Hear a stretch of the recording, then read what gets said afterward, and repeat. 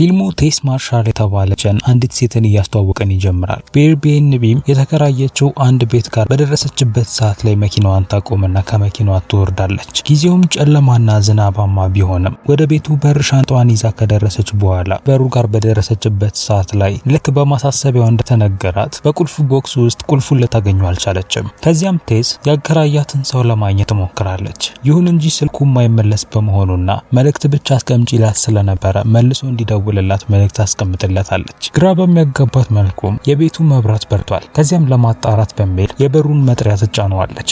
ከዚያም በሚያስገርማት መልኩ ቤቱ ውስጥ ሌላ ሰው እንዳለ ትረዳለች።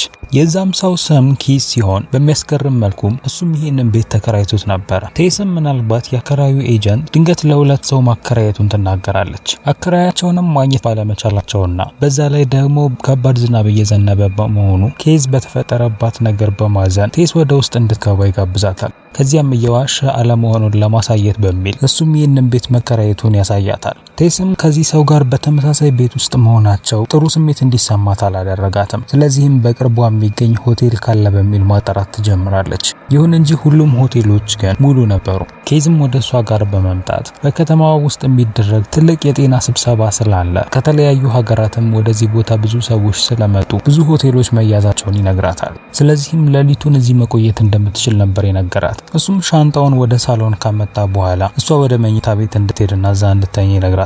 እሷም እዛ ከገባች በኋላ የረሳውን ዋሌት ታገኘና ለጥንቃቄ ስትል ውስጡ የነበረውን መታወቂያውን ፎቶ ታነሳዋለች። ከዚያም ዋሌቱን መልሳ ከሰጠችው በኋላ በቤቱ ውስጥ ሻወር ትወስዳለች። ቴስም ወደ ሳሎኑ በተመለሰችበት ሰዓት ላይ በመመገቢያ ጠረጴዛው ላይ ወይንና 2 ብርጭቆዎችን አዘጋጅቶ እየጠበቃት መሆኑን ትመለከታለች። እሷም ጥንቃቄ ማድረግ እንዳለባት ስለተገነዘበች ለመጠጣት አልተስማማችም ነበር። ይሁን እንጂ ከሱ ጋር አብራ ለመቀመጥና ለማውራት ወሰናለች። ከዚያም ተቀምጣም ወደዚህ ከተማ ልትመጣ የቻለችው ለአንድ የስራ ኢንተርቪው እንደሆነ ትናገራለች። ስራውንም የምትቀጥራትም ካትሪን ጄምስ የተባለችው የፊልም ዳይሬክተር ነበረች። ኬዝም የካትሪን ጄምስን የቅርብ ፊልም እየተመለከተ እንደነበር ይነግራታል። ብቻ ሳይሆን ቀጣዩ የካትሪን ጄምስ ፊልም በምን ላይ እንደሚያጠነጥን ራሱ ያውቃል። ምክንያቱም የሱም ስራ ከዛ ስራ ጋር ግንኙነት ነበረው። ስለራሳቸውም እንዲካወሩ በኋላ ሁለቱ በንግግር በደንብ መቀራረብ ይጀምራሉ። ከዚያም ኬዝ እንዴት አልጋ ልብሱን መገልበጥ እንደምትችል ለማሳየት በሚሞክርበት ሰዓት ላይ ቴስ ይህንን እየተመለከተች መሳቅ ትጀምራለች። ከዚያም ሁለቱ አንድ ላይ በመሆን አልጋ ልብሱን እሷ የምተኛበት አልጋ ላይ ያነጥፉታል። ከዚያም ቻው ብሏት በሚሄድበት ሰዓት ላይ በእሷ የሆነ ያክል እንደተሳበ መመልከት እንችላለን።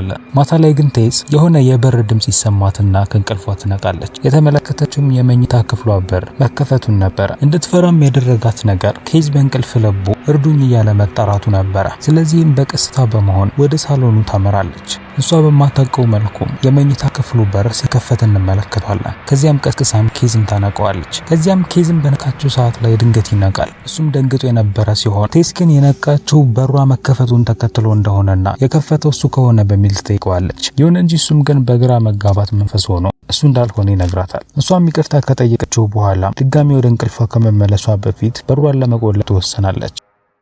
ጠዋት ላይ ኬዝን በክፍሉ ውስጥ ልታገኘው አልቻለችም። ቢሆንም ግን እሱ ጽፎት የነበረውን የሆነ ጽሑፍን በወረቀቱ ላይ ልታገኝ ችላለች። እሱም መሄዱንና በትላንትናው ሌሊትም ጥሩ ጊዜም እንዳሳለፉም ይነግራታል። ከዚያም ለስራ ኢንተርቪው ከቤቱ በምትወጣበት ጊዜ ላይ የመጣችው በማታ መሆኑን ተከትሎ ለመጀመሪያ ጊዜ በተከራየችው ቤት አካባቢ የሚገኙት ቤቶች በሙሉ የተጎሳቆሉ መሆናቸውንና እንዳለ የተበለሻሹ መሆናቸውን ትገነዘባለች። እሷ ከምትኖርበት ቤት ሌላም ደህና የሚባል ቤት አልነበረም። ይሁን እንጂ የኢንተርቪው ሰዓቷ እየደረሰ ስለነበረ የምታያቸውን ነገሮች በሙሉ ችላ በማለት ትኩረቷን እሱ ላይ ማድረግ ነበረባት። ኢንተርቪውንም አድርጋ ከጨረሰች በኋላም ካትሪን ጄምስ የት እንዳረፈች ትጠይቃታለች። ቴስም ብራይትሞር እንደምትቆይ ትነግራታለች። ካትሪንም ስሙን ብቻ በመስማቷ ትደነግጣለች። ቦታውም ደህንነቱ የተጠበቀ አይነት ቦታ ስላልሆነ እዛ መቆየት እንደሌለባት ነበር የነገረቻት። ይሁን እንጂ ቴስ ግን ብዙም የሚያስፈራ አይደለም በማለት ትመልስላታለች።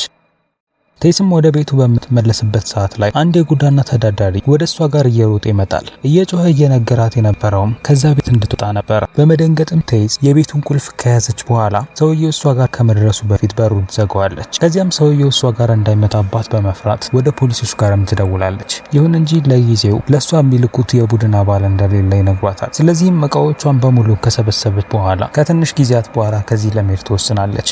በቀጣይ መጸዳጃ ቤት ውስጥ የነበረው ሶፍት እንዳለቀ ትረዳና ቤዝመንት ውስጥም ተጨማሪ ሶፍት ካለ በሚል ለማጣራት ትሄዳለች። ያንንም ይዛ ወደ ላይ በምትመለስበት ሰዓት ላይ ግን ድንገት በሩ ይቆለፍባታል። ይህም እዛ ውስጥ ተቆልፎባት እንድትቀር ነበር ያደረጋት። ከዚያም ደግሞ በሚደብር መልኩ ስልኳን መኝታ ቤት ውስጥ እንዳስቀመጠችው ታስታውሳለች። ያ ብቻ አይደለም፣ የቤቱን ቁልፍ ራሱ ያስቀመጠችው እዛ ሳጥን ውስጥ ሳይሆን ኪሷ ውስጥ ነበረ። ይህም ማለት ኪስ በተመለሰበት ሰዓት ላይ እንኳን በሩን ከፍቶ መግባት አይችልም ማለት ነው። እዛም መስኮት እንዳለን በተረዳችበት ሰዓት ላይ ያንን ለመስበር የሚያስችላትን እቃዎች መፈለግ ትጀምራለች። ቢሆንም ከዛ በፊት ግን በግድግዳው ውስጥ የመጣውን አንድ ገመድን ትመለከታለች። በሳበችውም ሰዓት ላይ ሚስጥራዊ የሆነው በር ይከፈታል። በሩም ተከፍቶ ወደ ውስጥ በምትመለከትበት ሰዓት ላይ የሚታየው ጥቅጥቅ ያለ ጨለማ ብቻ ነበረ። ከዚያም እዚያው ተቀምጣም እስከሚደብራት ጊዜ መጠበቅ ትጀምራለች። ከዚያም በመጨረሻም መስታወት አግኝታ በመስታወቱ በማንጸባረቅ ጨለማው ክፍል ውስጥ የሚገኘውን ነገር ለማወቅ ትሞክራለች። በዚህ መልኩም በውስጡ ቀጥ ያለ መንገድ እንዳለ ትገነዘባለች። በቤዝመንት ውስጥ ተቀምጣ የምታደርገው ምንም አይነት ነገር ስላልነበረ በመጨረሻው ወደ ውስጡ ለመግባት ትወስናለች። ውስጥም በገባችበት ሰዓት ላይ ሌላ በር ደግሞ ነበር የተመለከተችው። ስትከፍተውም ወደ ሌላ ትንሽዬ ክፍል ደግሞ ይወስዳታል። በክፍሉ አልጋ ላይም የደረቀ ደም አለ። ትንሽዬ ባሊና የድሮ ካሜራም ይገኛል። የነገሮቹ ሁኔታም ስላላስደሰታትም ወደ ነበረችበት ለመመለስ ትወስናለች። በዚህም መሃል ላይም እንደ ድል ሆኖ ኪዝ ወደዛ ይደርሳል። ከዚያም በትንሽዬው መስኮት በኩልም ትጠራዋለች። ከዚያም መቶ እንዲያተርፋት በሚል ቁልፉን ትሰጠዋለች። እሱም ይህንን ባደረገበት ሰዓት ላይ ትልቅ ድንጋጤ ውስጥ ስለነበረች ከዚህ መውጣት እንዳለባት ትነግረዋለች። በቤዝመንት ውስጥ የሚያገኘችውን አስፈሪ ክፍሎች፣ አልጋውንና ካሜራውን በነገረችው ሰዓት ላይ ኪዝ ይህንን ነገር ማግኘቷ ብዙ የሚያስደነግጥ ነገር እንዳልሆነ ይነግራታል። እናም ነገሩን ደግሞ መጀመሪያ ለብቻው ሄዶ ደግሞ ማጣራት እንዳለበት ይነግራትና እሱ ወደ ቤዝመንት ይወርዳል። ነገር ግን የቤዝመንቱ በር ምናልባት በራሱ ከተዘጋ በሚል እንድትከፍትለት እዚሁ እንድጠብቀው ይነግራታል። ትንሽ ከጠበቀችው በኋላ ትግስቱ ያልቅና ወደዛ ትሄዳለች። የእሱን ሁኔታንም ለማጣራት እየሞከረች ነበረ።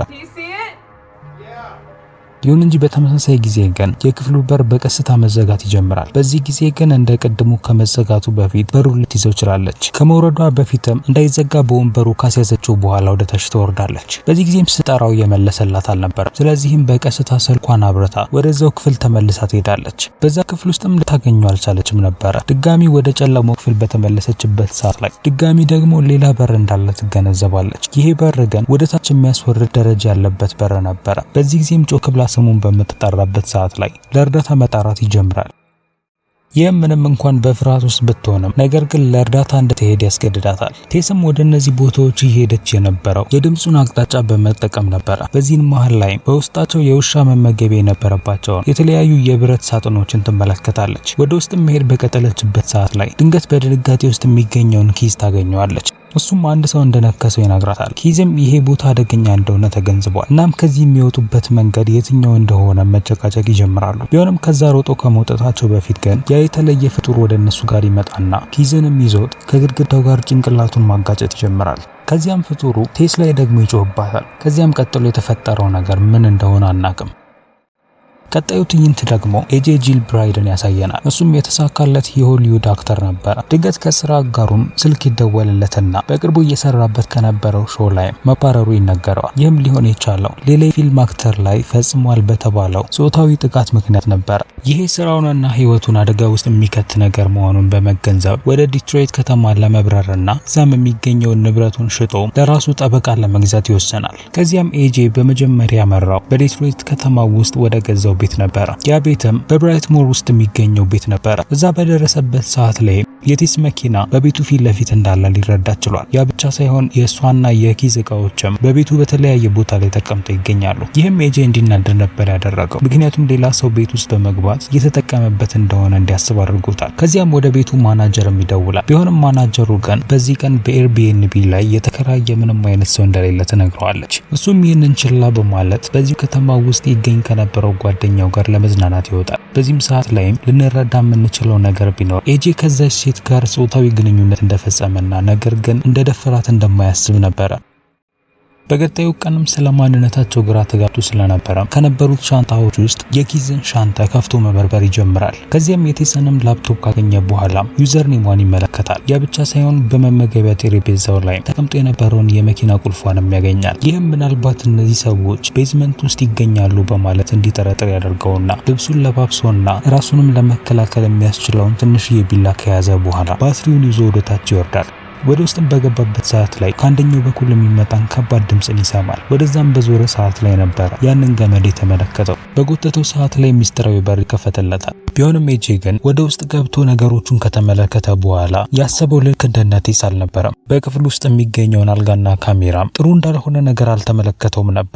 ይልቁኑ ያንን ከተመለከተ በኋላ በማጣራት የቤዝመንቱ ስፋት ቤቱን ድጋሚ በሚሸጠው ሰዓት ላይ ጥሩ ብር እንደሚያወጣለት ማሰብ ይጀምራል። ከዚያ ሜትሩን በማውጣትም ቤዝመንቱን በሜትሩ መለካት ይጀምራል። ያንን የሚያስፈራውን ክፍል እንኳን ሳይቀር ያለምንም ጥርጣሬ ነበር ሲለካ የነበረው። ወደ ሌላ ቤዝመንት ደግሞ የሚመራ ሌላ በርን ባገኘበት ሰዓት ላይ በሁኔታው መደሰት ይጀምራል። ከዚያም ወደ ታች እየወረደም ደግሞ በሜትሩ መለካቱን ይቀጥላል። ኤጄ ውስጥ ባገኛቸው የብረት ሳጥኖች እንኳን ምንም ፍርሃትም ይሆን መጥፎ ስሜት አልተሰማውም ነበር። ይልቁኑ በዋሻው ውስጥ የሆነች ብርሃን እስከምትታይበት መንገድ ድረስ ለመለካት ይወስናል። ወደዛም መቅረብ በጀመረበት ሰዓት ላይ ግን ክፍሉ እንደሚሸትና በክፍሉ ውስጥ ይገኝ የነበረውም ቲቪ እንዴት ልጅን ማሳደግ እንደሚቻል እያስተማረ መሆኑን ይመለከታል። ከዚያም በድንገት ሜትሩ ከሌላ አቅጣጫ መሳብ ይጀምራል። ከዚያም እሱም ሊለቀው ይወስናል። አስፈሪ ድምጽን በሰማበት ሰዓት ላይ በዋሻው ውስጥ ከዛ ለማምለጥ በጥልቀት እንዲሮጥ ያደርገዋል። በዚህም ሰዓት ላይም ነበር ያ ፍጡር ፊት ለፊቱ ሊመጣበት የቻለው። ኤጄም ይህን ተመልክቶ መሮጡን ይቀጥላል። በዚህም ሰዓት ላይ ይወድቅና በመጨረሻም በወደቀበት ቦታ ላይ ዞር ሲል ቴስን ደግሞ ያገኛታል። ከዚያም በቀጣይ ትዕይንቱ ደግሞ ወደ 80ዎቹ ጊዜ ደግሞ ይወስደናል።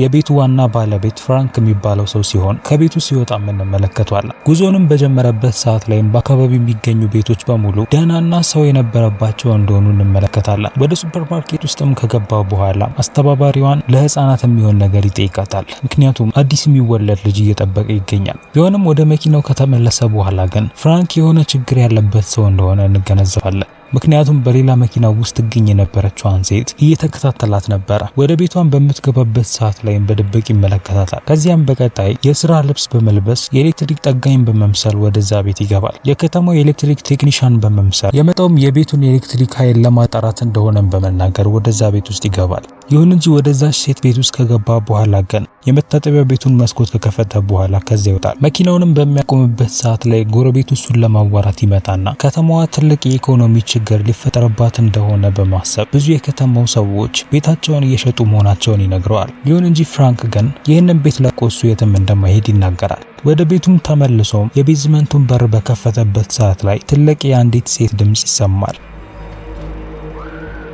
ወደ አሁኑ ጊዜ ስንመለስ ቴስ ለኤጄ የተረጋጋ እንዲሆንና ካልተረጋጋ ግን አውሬዋን እንደሚያናድዳት ትነግረዋለች። ከዚያም ልክ በዛን ሰዓት ላይም ፍጡሯ ወደ እነሱ ጋር በመምጣት ክፍት በሆኑት ብረቶች በኩል የህፃን ልጅ ጡጦ ትሰጣቸዋለች። ሀሳቧም እንዲጠጡት ሲሆን ቴስ እየደበራትም ቢሆን ያንን ትጠጣለች። ከዚያም ለኤጄም ተመሳሳይ ነገርን እንዲያደርግ ትነግረዋለች። ምክንያቱም ፍጡሯ እንዲሆኑላት የምትፈልገው ልክ እንደ ልጆቿ ነበር። ይሁን እንጂ እሱ ግን ሊጠጣ ያንን አልፈለገም ነበር። ልክ ያልሆነ ነገር እንዳለን በማሰብም ፍጡሯ እነሱ ወዳሉበት ቦታ ትገባለች። ከዚያም ቴስንም ልክ እንደ ልጇ ማሻሸት ትጀምራለች። ከዚያም ወደ ኤጄ ጋርም ካመራች በኋላ በሚያስፈራው ድምጿ እሱን ማባበል ትጀምራለች።